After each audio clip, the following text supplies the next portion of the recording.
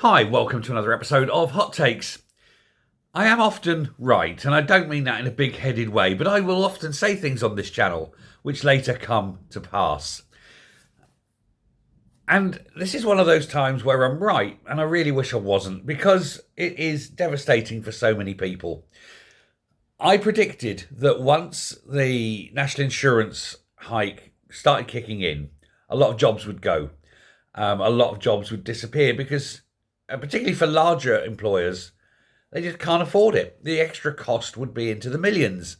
And that, of course, is what's happening. And now, as I predicted, and horribly so, Morrisons have shed 3,600 jobs and shut 17 of their stores as part of this big sort of savings that they've got to make.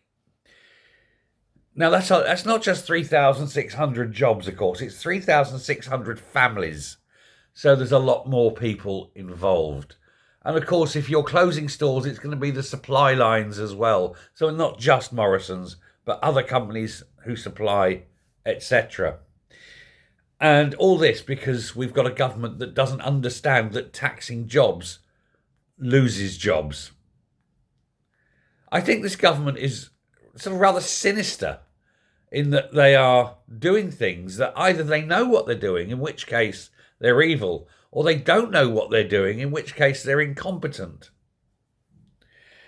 But the cuts were made across in-store staff, distribution staff, head office, manufacturing, etc.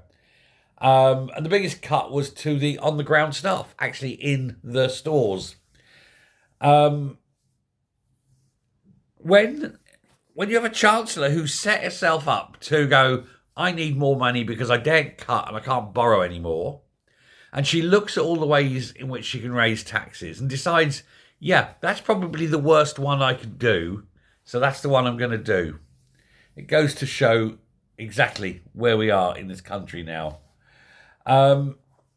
The thing is, they also recently posted an increase in sales for the second quarter of this year. And yet that hasn't saved the 3,600 jobs. It's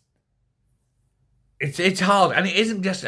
This is the thing. This is Morrisons. It isn't just going to be Morrisons, is it?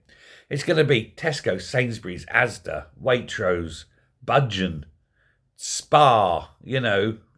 Marks and Sparks. All of them. All of these big across-the-board employers are going to look to cut costs because they're getting taxed beyond belief. And when they look to cut costs, that means jobs, and people unemployed means families devastated.